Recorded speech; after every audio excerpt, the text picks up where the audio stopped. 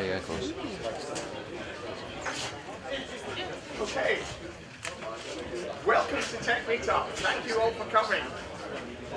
If it wasn't for you lot turning up, it would be me talking to an empty room. The other people we must thank is Skyscanner, Cultivate and Informatics Ventures, because without them you would have been hungry and thirsty. So they are. You'd also be standing outside. Talking of standing outside, if the fire alarm goes off, and I have no idea what it sounds like, the fire exit is there. Go out straight away. Most people who die in a fire burn because they go and look to see what's happening. Okay, normally we have one. In fact, tonight is no different.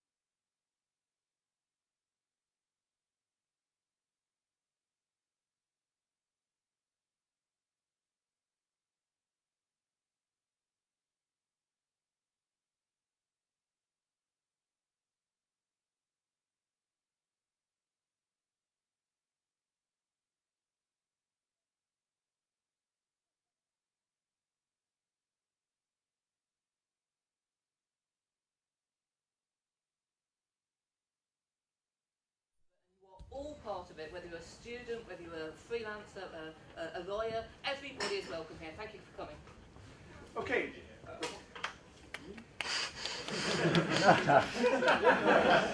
Doesn't matter. Does anybody have any announcements about upcoming events? Yes, I do. Go ahead. Cool. So we're running a learning to code event, a one-day learning to code event based on Rails Bridge. For those of you who know about it, so based on so it's all about Ruby on Rails. It's from the 25th to the 26th of November. So like on the Friday night, it's an install fest. So get everything on your computer, and the actual workshop is on the Saturday. Based on the Rails Bridge kind of mission, it's focused around underrepresented people in technology. So if you know any women or LGBT or BME people that want to learn to code and want a nurturing environment to do that, then come and give us a shout. It's on the, again, 25th to 26th of November at Free Agent. Cool. Anybody else?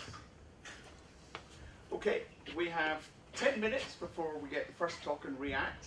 If you need a wee, go out the door you came in, and if you're a man, turn right. If you're a woman, turn left and go behind the lifts. And I'll see you back.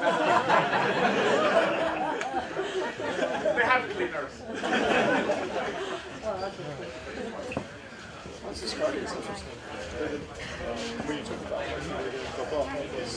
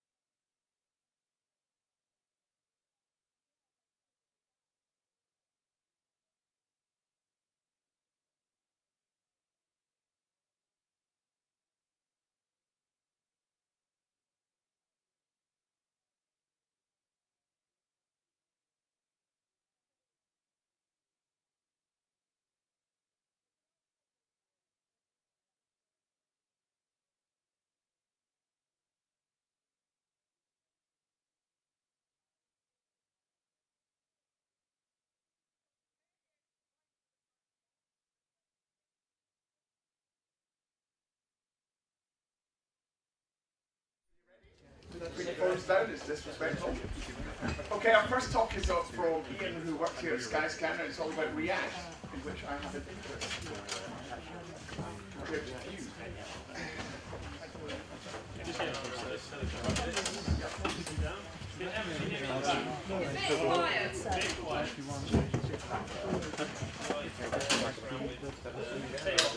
Rather than mess around with microphones, I'll try and shout.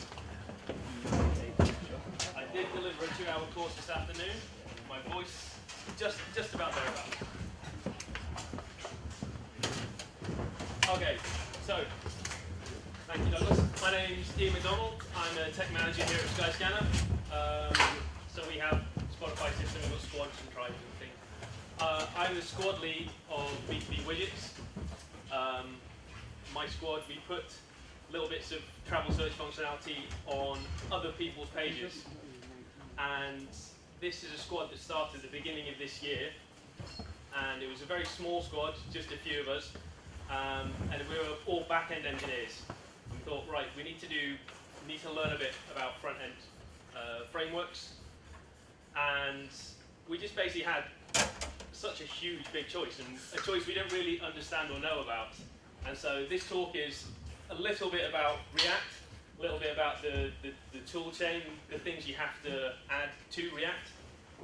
But as well, it's a bit philosophical. It's about what the choice is that you have to face when you're looking at web front-end frameworks and why we specifically chose React. So, I'm going to talk a little bit about why we chose React. Then I'll go into a bit of detail about what it is. Then I will mention this other thing called Flux, which is important if you actually want to use React yourself. And then I'll give a bit of detail about how you can get started. But before we go on, I want to talk a bit about the state of web development in 2016.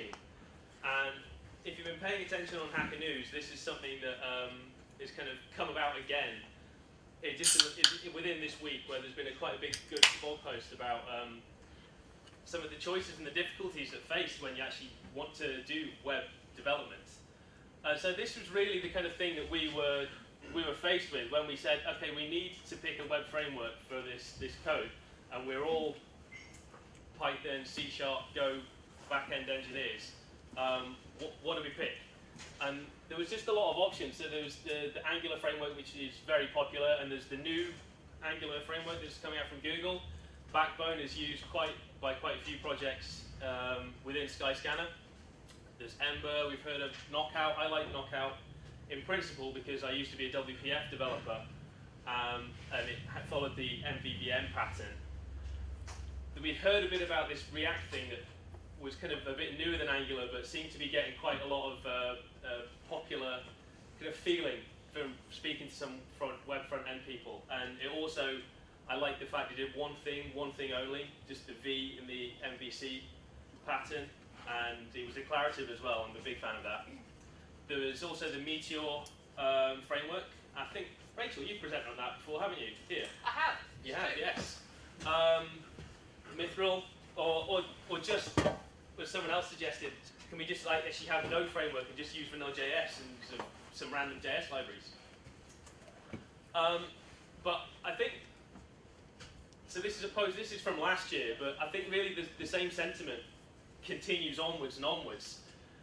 There's just this feeling when you're looking at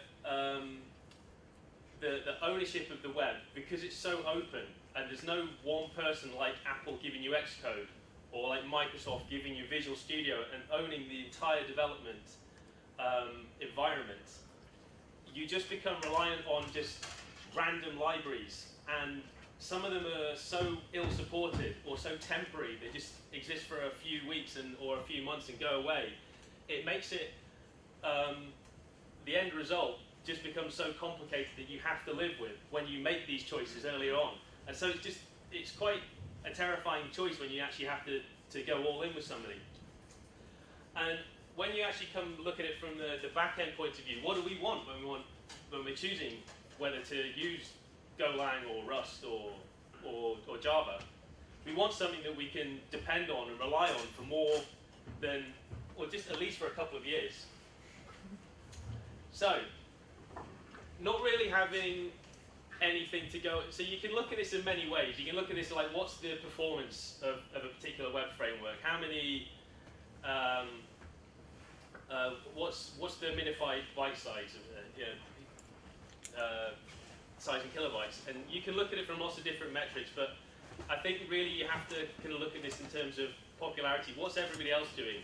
And it's not that you should be a sheep, but it's you should pay attention to what other people are thinking about something. So we looked at Google Trends, and Angular, you can see, is quite by far and away the most popular of some of the web frameworks we looked at. And I think this kind of like this backing of Google, this backing of these big companies creating these web frameworks, of putting a bit more weight behind thinking we can go with this. So when we looked, I think it was roughly, we were kind of about here. And we were saying that thinking React was kind of thereabouts, and Angular, this was shortly after the kind of some of the what can I say, the debacle with the 1.1 and the move to the breaking backwards compatibility for going to 2.0, and also hearing that sometimes once you get too much on the page, the performance of Angular 1 just tends to slow up a bit, so we weren't entirely sure on that aspect. So another thing you can do, which is cross-discipline, etc., is just have a look at GitHub, because most of these open source projects are on GitHub these days, open source, and it allows you to compare different things. And we can see that React is not too far behind Angular, and that gap is narrowing all the time. So we can see that React was quite popular. And ultimately, you just have to get going and choose something. So we chose React. So it is now, it wasn't at the time, it wasn't a production-ready front-end library at the time, but it is now. It's on version 15.3.2. Minified, it's 145 kilobytes. And it is a front-end web rendering framework. So actually, not a framework. It just does very little. It just renders front-end views. So now I'm going to talk a bit about React specifically. What is unique to it? So the browser, what you see in your web browser, the actual web page, that's a rendered version of a JavaScript. Of the DOM, of JavaScript objects. And the browser marshals interactions and modifications to this DOM via an API. However, React basically said that's too slow to use, so we're going to hold our own copy, Shadow DOM, which we can change much more performantly. React introduces something called JSX, which is a templating language. So it's a kind of fudge between HTML and JavaScript. But fundamentally, it brings a kind of a change in mindset to the behavior of how you, where you put your code, and the kind of architecture and the directory structure that you'd use. So before, you'd probably have separation of concerns. You'd want all your CSS to go, or SAS files to go in a central place. You'd have all your service code for JavaScript in a central place. You'd have your templates in a different place. And React just basically turns out on its head. It says, like, no, we're going to mix everything together like we did in ASP.NET or ASP, like, way back, but we're going to componentize it. So we're going to cut it down into really, really small bits. So your page, instead of having your entire page as one file, you basically just cut it down into small, small chunks and say this is a component. And I'm going to mix my logic and my presentation stuff together. And there's also some awesome tooling with React that I'm going to talk to you about. So first off, this is, yeah, you can't read it, you're not meant to. It's so the DOM is huge, and anytime you have any element, the DOM representing a portion of the web page, it has all of these methods available to it, and anybody can call any one of these methods in the DOM. And so calling any of these can trigger any kind of extra number of knock-on effects on the web, on your web page. So it's quite a big thing. So React have said, no, what we're going to do is we're going to have an internal representation. We're going to have a shadow DOM, and it's going to be very cheap to render. And what we're going to do is we're going to diff every time we make any kind of changes. And then once we've diffed, we're going to create a patch, and then that patch is going to be applied to the DOM. So this patch is going to be minimal, so we make the minimal possible changes and minimize the interactions that we have with the DOM API. And this makes React very performant. So this is, my slides are actually for like kind of an hour-long talk, and I'm just trying to cut this down to half an hour, so I am going to rush through a few things, apologies. So I'll not go into too much detail over this code. However, this hopefully gives you a bit of a flavor of the JSX templating language. We can see a mixture of HTML and React components. So this is essentially an entire React application. And we can see this nested in an HTML div tag, but then we have a footer tag, a main section tag, a header tag. Each of these tags, the header, main section, footer, they are all React components, and they are defined somewhere else in another file. Another thing to note here is that this is in a function called render, and this is part of React, part of the React system, whereby you just have a very kind of a short render function, and this assumes not really having access to too much state. The state you have is in an object which belongs to the React class, the to-do API, and so every React component has its own state object, and then it uses these to pass through properties to the child components. So I'm going to look at one of its child components here. So this is the footer, and we can see that those properties that were passed from the parent React component are now available to the child React component.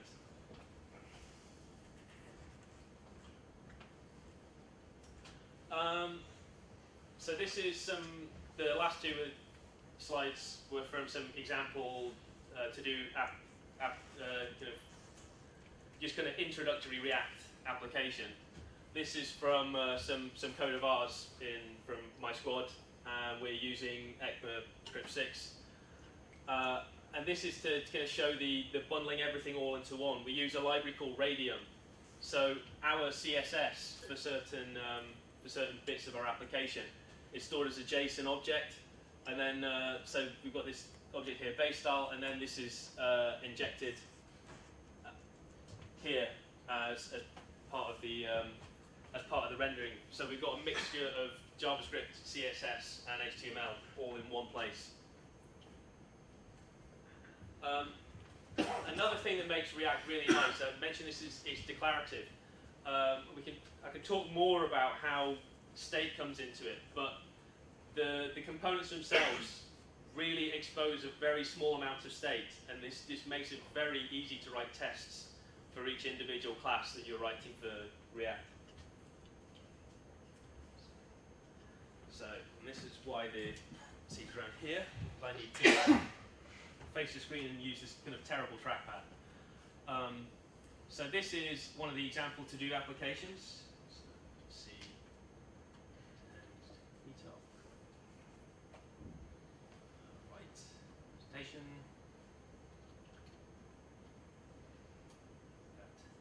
Can I get another action? Give talk. Give talk. Thank you, Mark. Okay, so I've done this one. I did this one. Did this months ago. That one up. Ongoing. And so this is essentially a React application. You can see the little bits and pieces here. So now what I'm going to do is I'm just going to basically show you some of the tooling that is available. So can everyone see this? Yeah. Right. So this is in Chrome, and I've got a React plugin here. And so once I've said this, put this to React, in the same way that you've got the kind of, you can inspect an HTML application. Here you can inspect the React elements, so that you can see the mixture of HTML and React components here. So if I click on this to-do item, it's basically exposing the state that it's sharing. It's exposing the properties that are here. You can, by highlighting this, you can then inspect the individual JavaScript objects, instantiations of React components in the console. And if I just right-click here and then show source, this actually takes me to the render function in the JavaScript source. Part of what I've seen from some of the front-end development I've done for very large backbone applications or other things like this is you're struggling to find out where the hell do I need to change a bit of code to change this. And you can be digging in code bases for a very long time thinking, I have got no idea where I'm going. But as soon as I saw this, I was kind of, this is actually pretty impressive. This allows me to drill down into the specific kind of class I need to make the changes I want.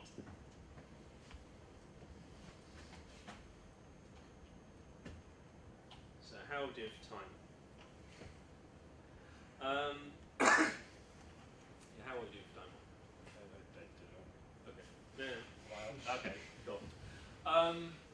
Yeah, so I did see a few heads nodding when I mentioned that this kind of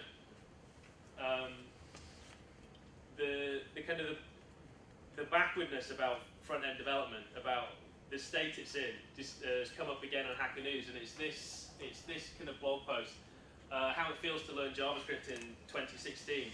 I found it a really entertaining read. It's a conversational, I just want to get going with front-end development, so I'm using jQuery, right? And it's just like, no, you React, what's React? And he just goes through, and what was frightening is I was reading more and more of these tool chains about all these things that he says you have to learn in order to do front-end development. I was just like, yeah, we're using that, yeah.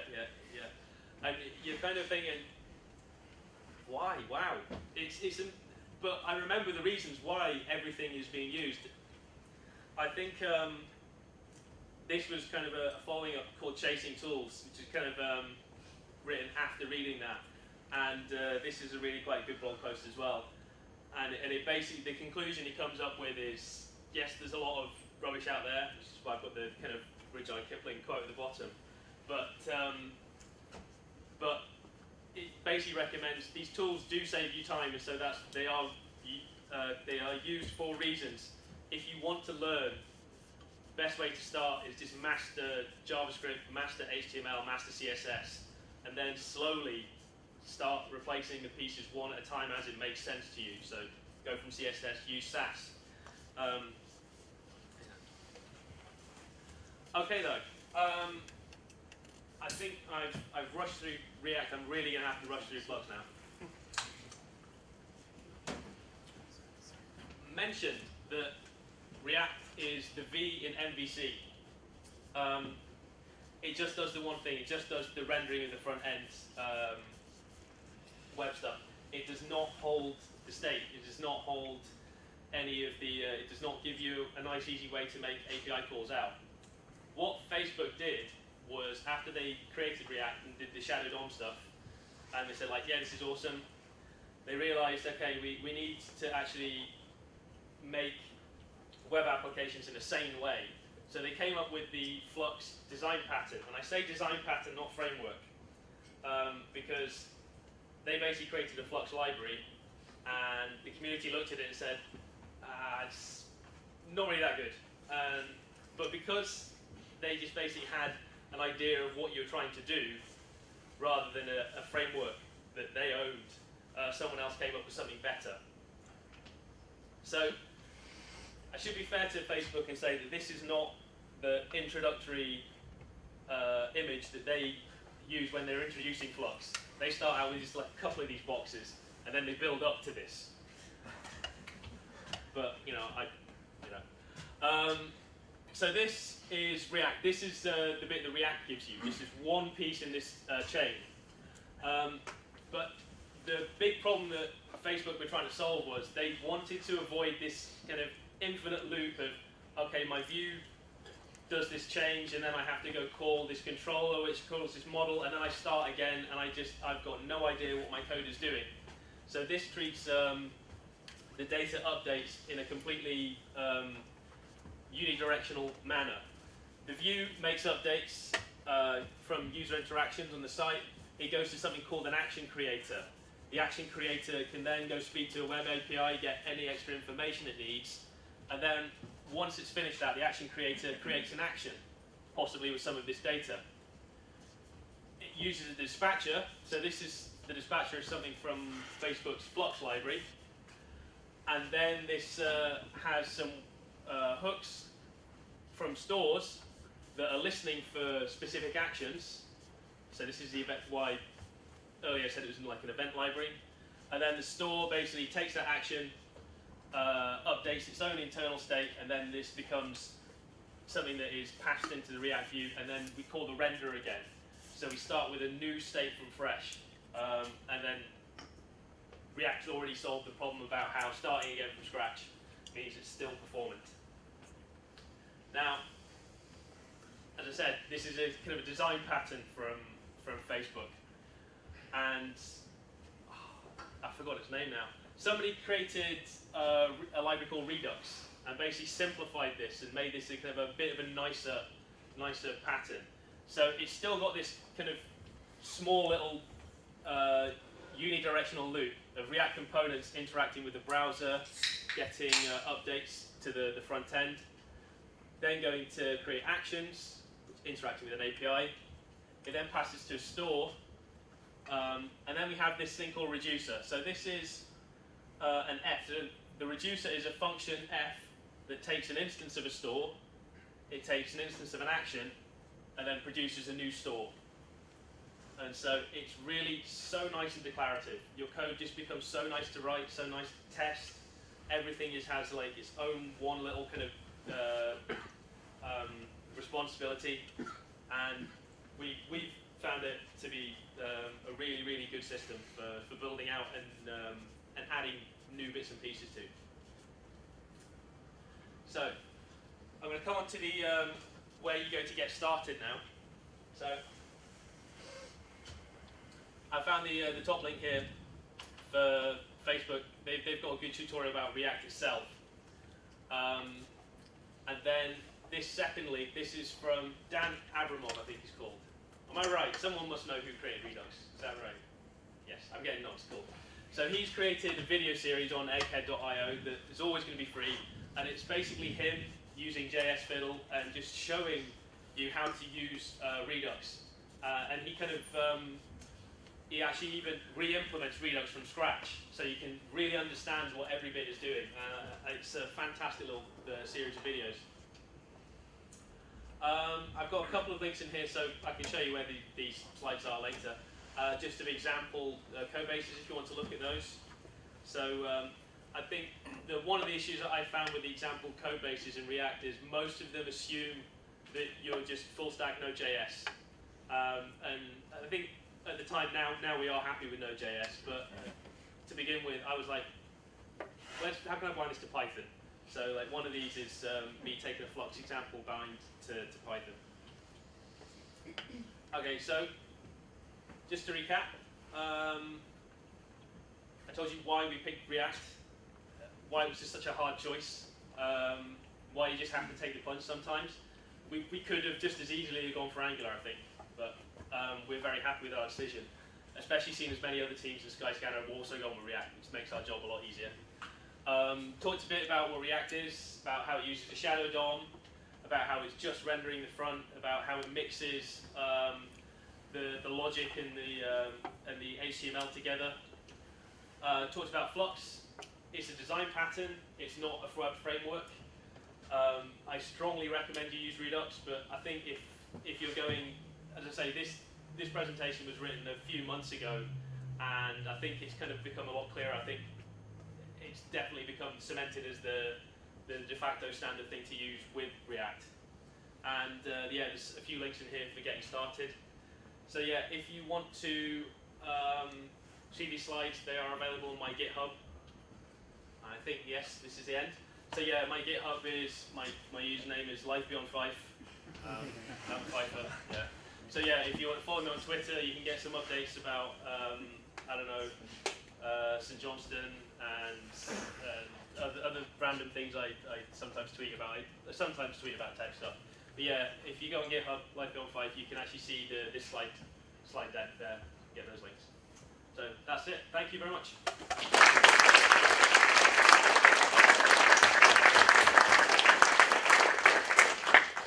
I would like to say, if you do have any questions, I'm a technical manager. I am not a software engineer anymore. But at the back, you were expecting this. This is a man here at the back. He is in my squad. He's in my team, and he uses React on a daily basis. So if I can't answer any of these questions, I'm just going to point it to him. But yeah, that said, any questions? So yeah. So you kind of mentioned in the first part of your presentation about why React compared to all of the other frameworks. I guess, can I ask a question a bit higher up, which is like, you kind of alluded to there's like all of this stuff that we're, that front-end development is, all of this stuff to learn, and you've alluded to the fact that, it's, it will save you time, but I guess I'm still struggling to, like, what does React give you? Like, why do all of this complicated shit? Sorry, that sounds like really, on a slightly, I'm still kind of getting my head around that, like, is that a really bad question? It probably Just want to make a point from yours. React and Angular are great for web apps, but they're not particularly ideal for websites with lots of pages and a little bit of JavaScript. Because I worked with it in Scotland when we had like 20,000 web pages, all with little bits of JavaScript. So vanilla stuff was great for that. So you wouldn't put a React application on every page. You wouldn't build a 20,000 site page site in React, but it's great for web apps where you've got one page with lots of data. Yes. Yeah, if anybody else wants to answer a question from... Seriously, go ahead. On that, I think I will say, yeah, we were building web apps and we did want to have lots of complicated things, and so like, we wanted to basically have the logical control where we could go and edit something rather than... and I've kind of built pages like this before with just jQuery, and every time when you realize you need to do something else, you're adding an extra Ajax call somewhere, and it just ends up like you're just so messy, so many errors, you can't really follow the program control flow anymore. So React, it's a lot to learn. It comes with, then you have your tool chain, because then you want to use ES6 so you can get some sane class inheritance, and then so you're able to transpile, and then you're using I don't know, Webpack to build and minify and then run your Jasmine unit tests, and it does kind of complicate it, but you have reliability from automated testing, and then you have a very structured but same code base that's kind of easy to change. I'd just like to say I've been using React now for over a year. I've been developing for 20 years. In terms of productivity, I was wondering, did you find a massive increase in productivity? Because I find React phenomenal. I've converted entire jQuery apps over to React, and it's been amazing. I think in terms of anything to compare it against, I think I'd be struggling. I think the last big web front-end project I'd worked with was our flights debut, which is where we actually show the flight itinerary results. And as I say, that was a backbone application that had lots of different services and message buses, and so you had lots of hierarchies of class structures passing objects around.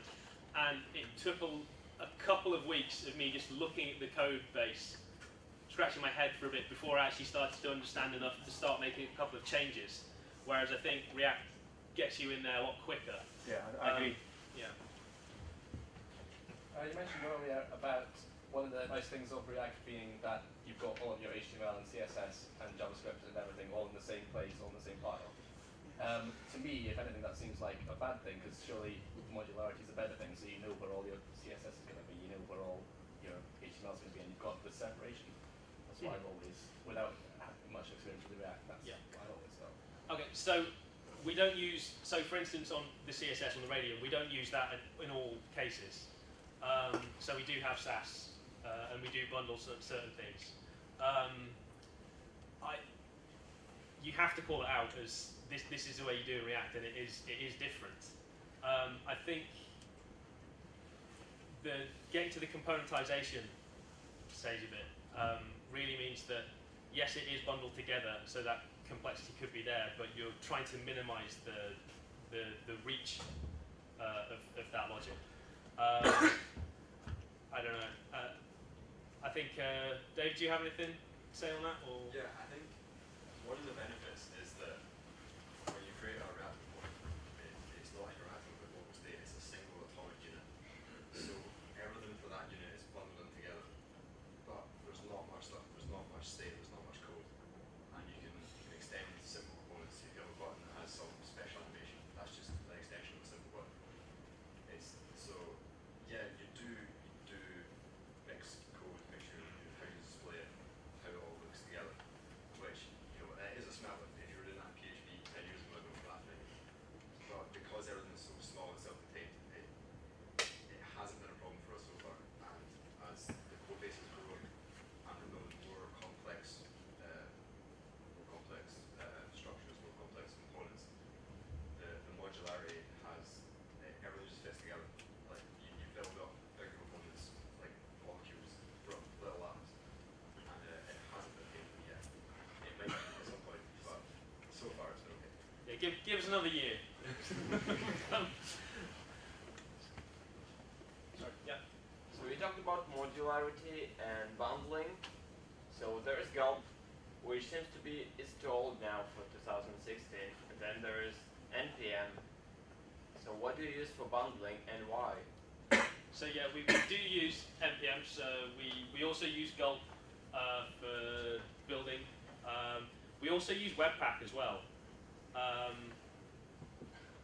I'm not entirely sure about what the different specific bits are for. Cody, the guy in my squad, he's laughing at me. We use Webpack for most of our build systems, so pretty much anything that's using React, Webpack works really nicely. It's a total black box, and it's really, the learning curve is a brick wall. But when you get over that, it works well. We use Gulp for a bunch of different tasks that are sort of ancillary to the main build. So we create bundles that take all of our React, all of our CSS modules, and sort of push them all together, and it all comes out and it works. But for things like modifying config files, making sure that the right files are where they need to be, we use Gulp just because the interface is a bit easier. But yeah, no, I'd say most of the build work is done by Webpack these days. So yeah, that's built. The Gulp, we use that for running our Jasmine tests. Yeah. So why not just use Angular at this point? Because you were talking about that you started years ago, but at this point Angular 2.0, it gives you, because you were talking about different libraries, and it's kind of confusing to orient yourself in React. Whereas in Angular, you have it all packed together, and it's one thing, whereas in React, it's like 5 different things. I think when we started, we didn't really appreciate just what you need in addition to React. But I think there's also one of the reasons why you have this variation between a single library which does everything and then a bit more of an ad hoc pick and choose. And you, I don't know if either are ideal, because if you just go the ad hoc pick and choose, you can end up using libraries which, as I say at the beginning, this is why you want to be confident that your choices will be around in 2 years' time. But if you pick one big framework, then you're constrained by that framework.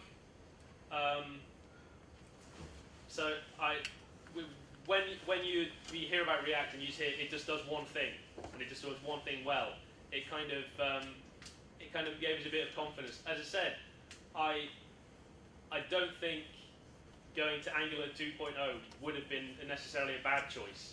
I think in in Skyscanner, we've kind of internally made a choice to try and narrow down on React for new front end projects. So in that terms, it would have been a bad choice for us. But I don't think that Angular 2.0 in and of itself is a bad thing to investigate. Right, this will have to be the last question.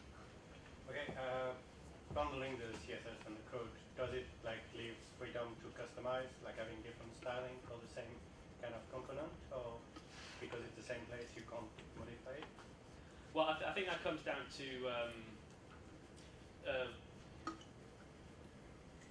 so if you have your SaaS, say, and you're bundling that as using part of Webpack, you're getting your standard CSS out. But yeah, Radium, it's as I say, the Radium is just a JSON object. So if that could be anything, then you can programmatically change that. So yeah, you could do that on the fly. Yeah. Okay. Thank you. That's it. Thank Cheers. you. Thanks a lot.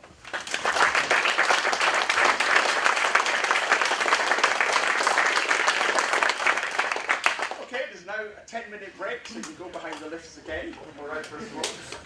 We'll have the talk about Google scripting. Hey, just so people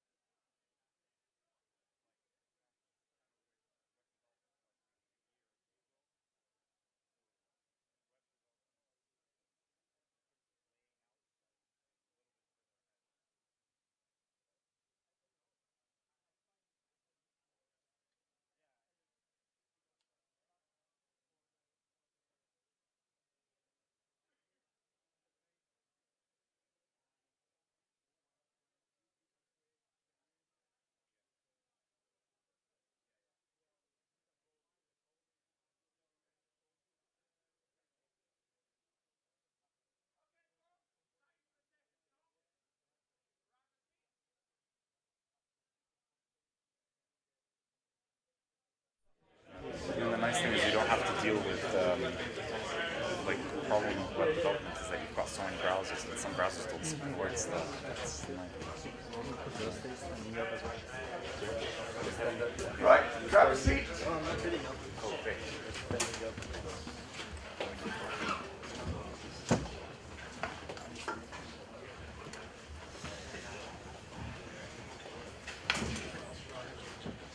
Right.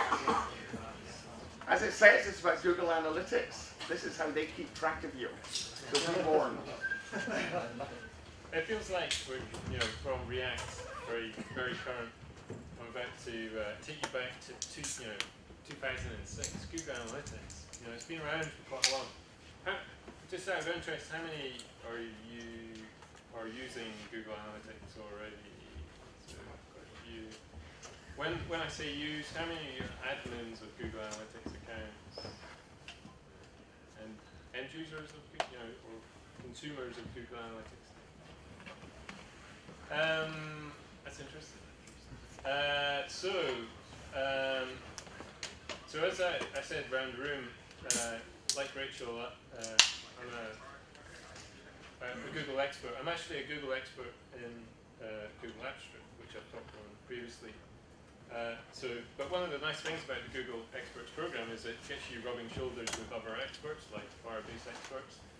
And this talk, there is actually a group within the Google Experts for analytics, and these are great people to follow if you're interested in analytics. If anything in this talk inspires you, these people, top folk, they write so much, they share so much, they're very approachable as well. And I'm sure if you ask any questions I don't know the end of the answer to, I'll be directing you to some of these people. In particular, this talk was something I originally worked on with this guy, Nico Michelli, who's based in the States. So this is very much his thing, Google Analytics, setting up, using it in creative and interesting ways. So basically in this talk, I'm going to quickly take you through some of the basic stuff that hopefully you all know, but then show you some of the stuff that you might not be aware of, because that's one of the things with Google Analytics. It has been around a long time. You just think it does what it's been doing for the last 10 years, and it doesn't. It does a lot more now. So, back even further. My God, this talk is so backward looking. But anyway, Tim Berners-Lee, the internet. It was a lot easier then to track stuff. Rather worryingly, looking at this slide, it looks quite familiar because I started using the internet back in 1997, and this is what it was like. And it was just page view. It was pages, content, links. In terms of tracking what people actually did on your website, it was quite easy. You went to the page, you were there, you clicked on something. And, like React, we've got lots of cool stuff now that really kind of supercharge what you can do in the web. So page views doesn't really cut it anymore. So, there's so much interaction that you're doing within a web page. There's so many different buttons that, you can be loading content through Ajax. There's so much. So page views don't really cut it anymore. But fortunately, tracking within websites, knowing everything that you're doing has kept up to pace with what's going on in the front end. So, Google Analytics, as I mentioned, it's been around since 2006, and it's probably one of the de facto tracking tools. I think 87% of the tracked web is tracked with Google Analytics. So they've certainly got market share. So I just wanted to just quickly go into understanding engagement. So this is Nico's slide. So he's a big James Bond fan. He thinks event tracking is a bit like Sean Connery, clean, elegant, and easy to use, but also a bit like Gears, can handle anything. Handle anything if you know what you're doing. So, kind of Google Analytics tracking 101. You know, you've got some JavaScript in your page, and you can send in events, categories, labels, and values. So you know, that's been around for quite a while now. You know, so you can do things like you know, attach things onto your buttons, so you're triggering events, that sort of thing. Out of interest, those of you who are using Google Analytics, how are you actually implementing Google Analytics into your products? Are you just integrating JavaScript calls? Are you using jQuery? Anything in particular? Stick the code at the top of the page. Using Google Tag Manager? Oh, I'm glad you said that. Made my day. So, you know, doing something like this can get quite complicated, you know, in terms of deploying stuff. You know, to attach something to every button on your web page or your web app. So something I'm a big fan is Google Tag Manager, which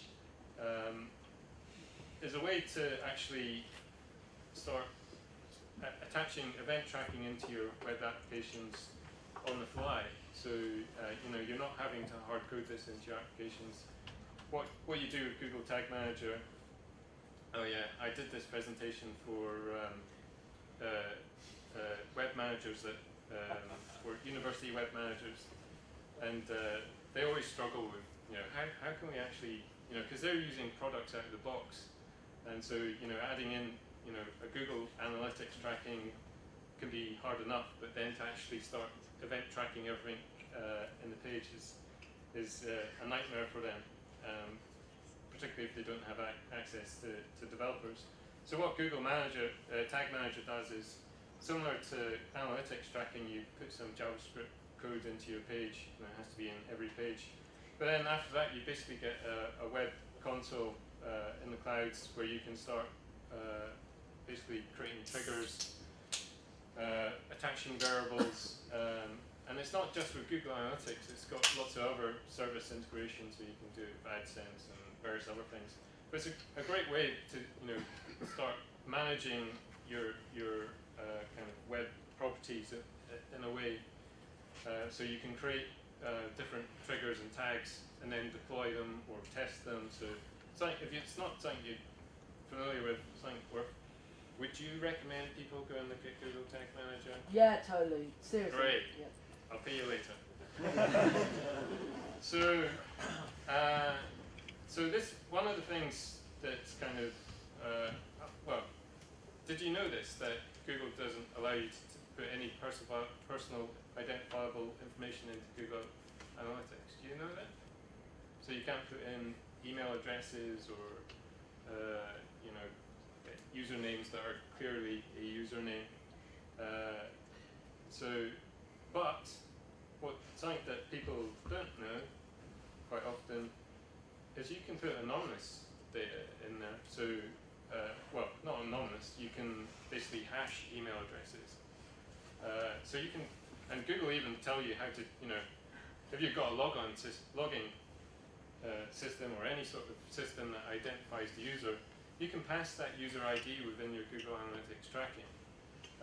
So this means that, you know, you can actually push this data into Google Analytics and you can get it out again through the API. So you can't, and people have actually created Chrome extensions where if you've got a hash map of user IDs with email addresses, you set this up in Chrome, the Chrome extension, go to your Google Analytics online web, click a button and you can actually see the people that you've been tracking. So people don't often know this is possible, but you can do it. One of the reasons that, well, the reason that Google don't do personal identifiable information is to circumvent any data protection rules. They recently got EU clearance for their product in terms of data protection. So something to bear in mind. So that was kind of everything that, you know, you've had for, you know, a number of years. There's something else that came out not too long ago with Google Analytics, and that's the measurement protocol. Anyone heard of the measurement protocol? I always seem to do talks where no one knows what I'm talking about. It's great in a way, but slightly depressing in others. So the measurement protocol is basically a very basic interface into your Google Analytics data. So instead of having to do all this,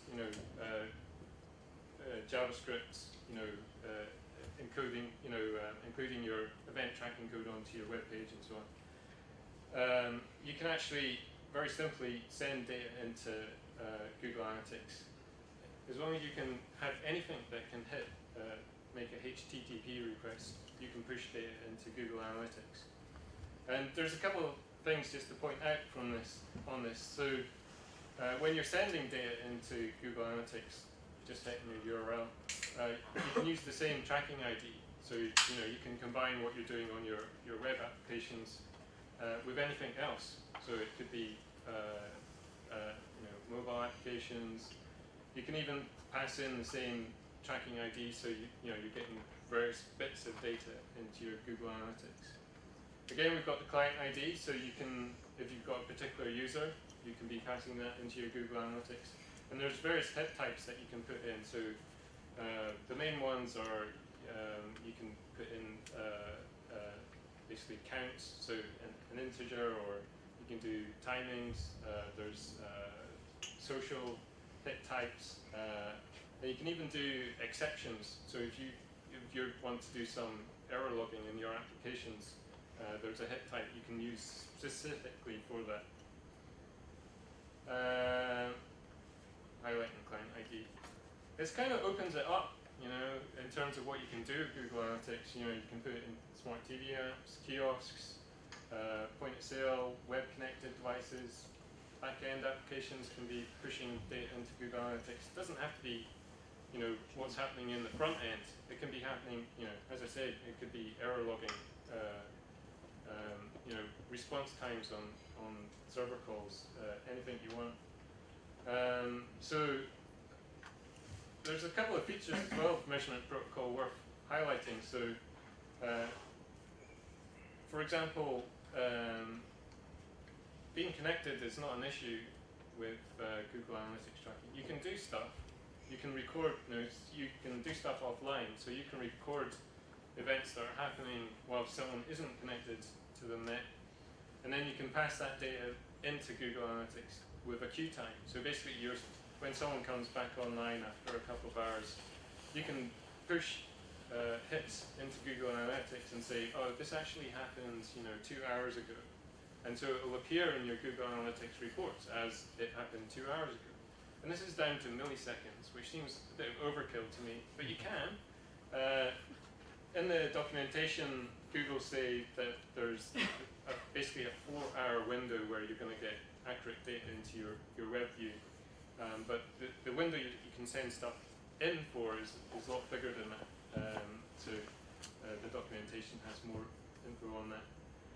The other thing you can do is send, so instead of just sending in individual events, you can actually do stuff in batches as well. So this, in combination with queue time, works quite well. So one of the projects I did with Google Analytics was I hit a third-party API for some data. I was pulling basically discussion boards. So it wasn't a site I had access to drop in Google Analytics tracking code, but they had an API that allowed me to go into the basically pull discussion threads, get the timestamp, and so I could do this in batches and also provide the queue time. So I got an accurate picture of when people were posting to this forum, and you could do other analysis with it.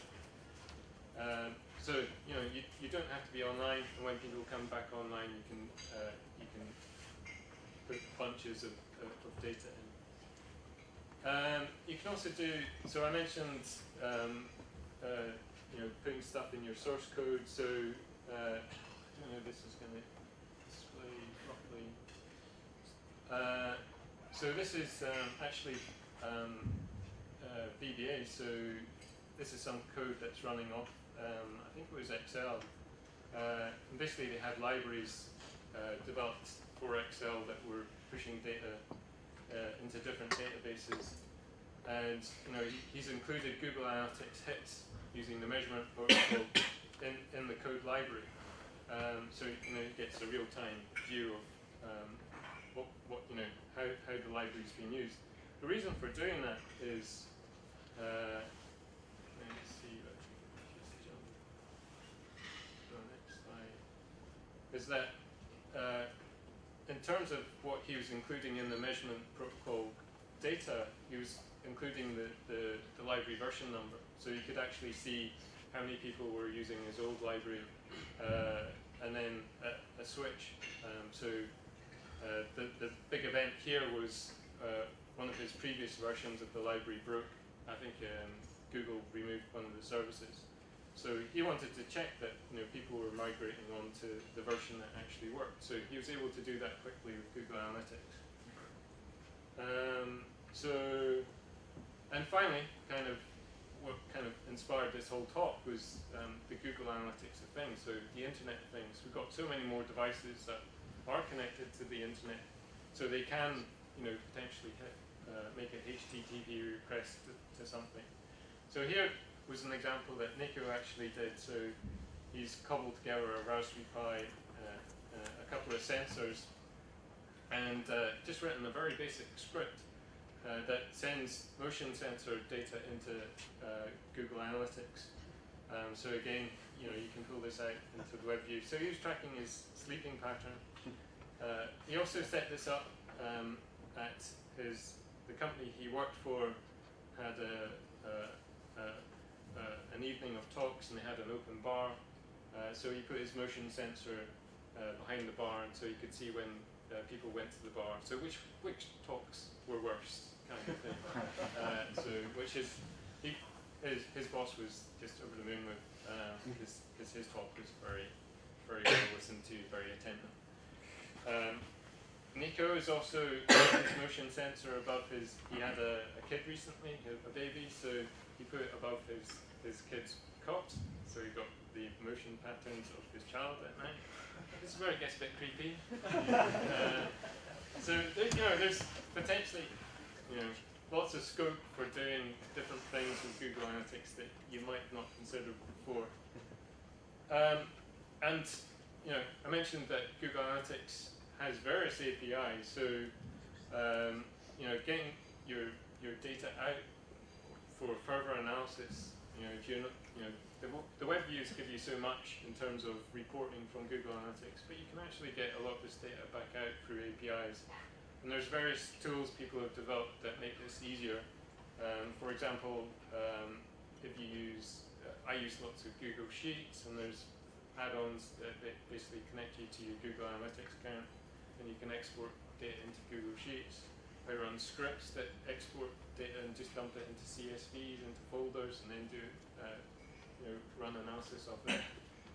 You can also, there are APIs for administering accounts as well. So if you want to add, remove people to your web properties, there's API calls that you can do it. You can create new account, Google Analytics tracking accounts, again with the API. So there's a whole ton of stuff that hopefully you can do with Google Analytics that you weren't aware of. Hopefully it's stuff that potentially you can fit into what you can do. And I would encourage you to go and experiment and see what magic you can create.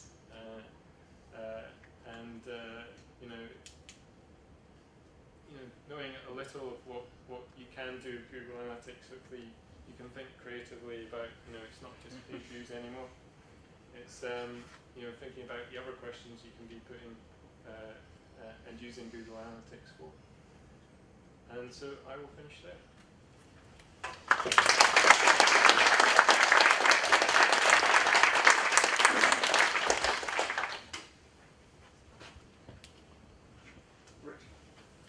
So I have a question, and I feel I ought to know the answer to this, but I don't. You said that the analytics can still be tracked when the device is offline. Yeah. How does that work? When the device comes back on, so you need to have some sort of local storage. When the user comes back online, it's just orchestrating something that says, "All right, so we're back online. Let's push in what we've got." So with the discussion board stuff I was doing, because that was the script was basically running every 15 minutes. I could put in the queue time to basically offset to when something actually happened. Does that make any sense? Yeah, I'm going to check that out because that's I didn't know it did that. It's not. You need to use the measurement protocol, so it's not something that's kind of native into the Google Analytics web tracking. So it's something that you've got to implement yourself, and it's basically deciding how you're going to do the local storage. Where's that information going to sit before you process it essentially and push it to Google. More of a general question around Google Analytics, but are there any safeguards in place limiting use of the data that's tracked? So for example, if I visit a controversial or a sensitive issue website that's using Google Analytics, with all the power you've got tracking the user, do they kind of not associate it with my Google account or my real identity or anything like that? There's basically Google Analytics is all, for the web tracking, it's all JavaScript based, so you can kill JavaScript. But there are still kind of tracking images and pixels and things, aren't there? Yeah. But as my mum, for example, if I'm browsing a controversial subject like Brexit, okay, on your website, and you're using Google Analytics, did Google promise not to associate that with my mum's Google account, for example? I don't know, but so should educate her about going incognito. That's the easiest way.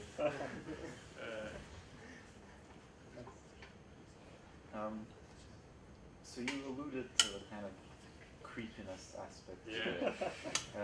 Now that Google can, using Google tools, you can track people not only when they're online, but also when they're offline and with Internet things. Does that worry you at all?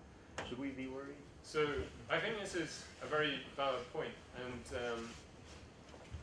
my approach to this is I think we do have a responsibility if we're using Google Analytics to make people aware that we're using Google Analytics and to make them aware of how to not be tracked. We have the IOC tried to bring in cookie legislation, which kind of they completely cocked up. But there's things like that. One of the reasons, I've written a bit about using Google Analytics in these other ways, and part of it is about trying to educate people that this is what can potentially happen as you're going around the web. It's quite interesting that there was a recent Pew Internet study that showed that younger people are more aware of their online privacy than older people, and I think things like Snowden have really kind of put a spotlight on that. So, but I think there is a lot more of work to do in educating people in exactly what's going on. But transparency, I think, is the key. Sort of from an opposite angle, I assume that if I'm using an ad blocker, Google Analytics doesn't track anything I'm doing because the analytics script gets blocked. But if I'm using the measurement protocol, I could save scripts to do that myself. And therefore I could track users that have ad blockers installed. So ad blocking is it does have an impact on the Google Analytics data. One of the ways around this is if you download, so when you put the Google Analytics code in your website, obviously it just writes a script into the head and just pulls down. If you put that script, if you download that script and include it in your library, because generally ad blockers are looking for that Google Analytics call to insert their tracking script. If you've already inserted that tracking script, that's one way of getting around most ad blockers. But this is a moving target. People get aware of this and they'll change it. But using the measurement protocol is a way around it. Would you not say security ad blockers is a bit malicious for your users? Because I've installed that to stop them from being tracked, whatever that reason is.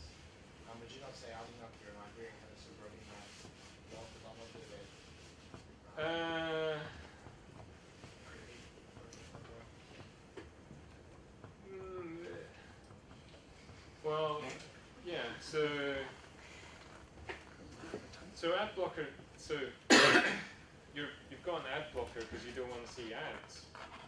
But well, yeah, like any plugin that would block that script. Like let's say I've installed that script and I know I've installed that plugin and I know it blocks that script. yeah, but so You see that script in your library, that would be malicious. well, I'm not. So Node.js. so well, I'm not. So it's not blocking. So you're blocking. So you want to block ads. But Google Analytics tracking is tracking. Yes. I'm using that block in the general term. Yeah. A plugin which would also stop tracking. Let's say I knew I wanted. I think it does come, to your morals, how good a person you are. I don't really have an answer for that one. But now you know it's possible that people can be tracking you without even with you. So maybe you should be outing those people. Reclaim the web. I think. Yeah, I was just wondering. You'd spoken a lot about how to log stuff. Yeah. So I was wondering what kind of, because I know Google Analytics has, how many people visited a page. Yeah. And where in the world did they come from? Yeah. What are the kind of things that we could be tracking with this? So, Simo Havra has lots of recipes that, one of his beefs with Google Analytics is there is no such thing as analytics out of the box. You basically, Google got something, a product that I think he estimated there were 2 million business cases that Google Analytics is trying to fulfill, so it doesn't fit for anyone. So to get the most out of Google Analytics, you've actually got to customize it to what you want. So with Simo, he's done things like looking at bounce rates in a better way, looking at how much content on the page is actually being read. So you can do scroll. E-commerce is a big area, so looking at basically funnels. How many people put something in their basket and actually paid for it? How much has someone spent on your site? So where are people spending money on your site? That sort of thing. So I think you do need to customize it to get what you want out of it.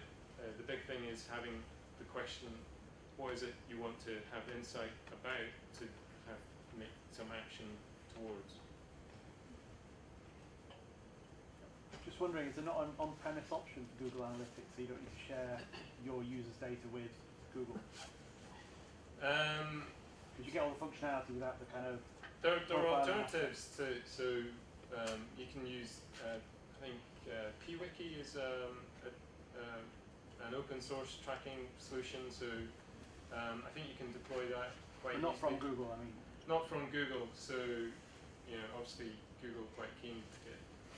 You think there might be an element of Google using this to their own advantage rather than just providing the service, maybe? I think so, yeah.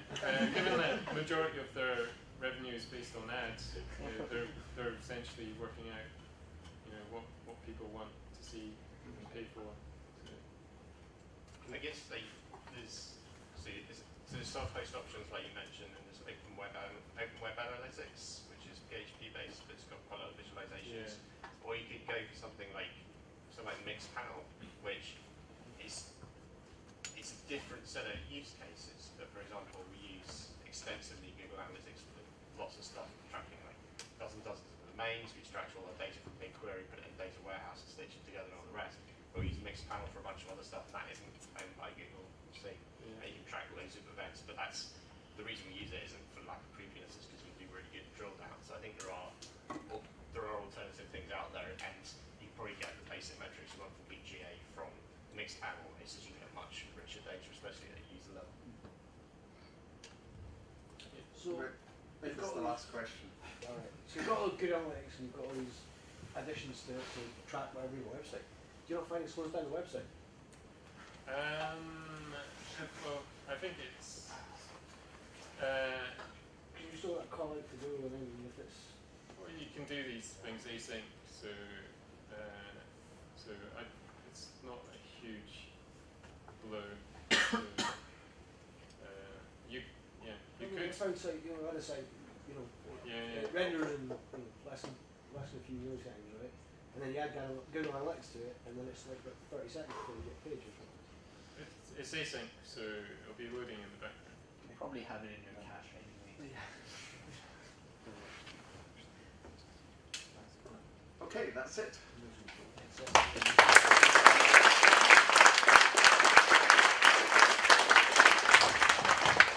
Okay, that's it for the night. Once again, I'd like to thank the sponsors, Skyscanner, Informatics Ventures, and Cultivate. We'll be back here again on the second Wednesday of November. I offhand don't know what day it is. And that's it. If you're not coming back, please tell us why. And help us clear up, please. Thank you. Sorry? Oh, the pub. We're going to...